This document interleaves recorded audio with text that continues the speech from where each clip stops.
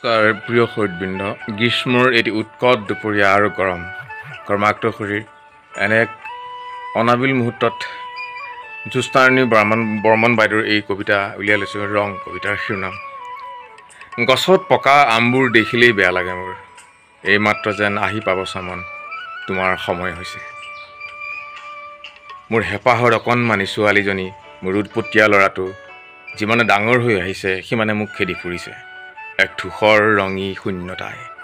ক খৰ পৰা কন্যাকাল চুই বতাহত যেতিয়া উৰিব তাইৰ ৰঙীন দুপত্তা, আৰু সপোন জিৰাবহি তাইৰ মনৰ দলিচাত, দুৱাৰ মুখত কলপুলি পুতিবলৈ মই সাজু কৰিব লাগিব নিজকে। দুষ্টামিৰ পৰা ল'ৰাটো লাহে লাহে হেৰাই যাব পঢ়া শুনা, খেল চাকৰি আৰু বিভিন্ন অজুহাত। মই আৰু মোৰ মানুহজন, যি দুজনৰ মাজত নাই এটা উশাহৰো ব্যৱধান। জানো কোনে বা আগতে আৰু কাক, বহুত স্বপ্ন, অনেক সংঘাত, কাৰ বাবে ইমান উৎকণ্ঠা, জমা খৰচৰ কৰুণ হিচাপ, দিনৰ পাছত দিন বিৰামহীন ব্যস্ততা।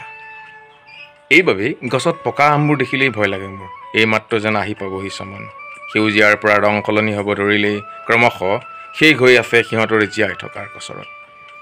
এইবাবেই পকা আমবোৰ দেখিলেই দুখ লাগে মোৰ, কাৰণ সেউজীয়াৰ পৰা হালধীয়ালৈ যিমান দূৰ সিমান দূৰ জীৱনৰ পৰা মৃত্যু।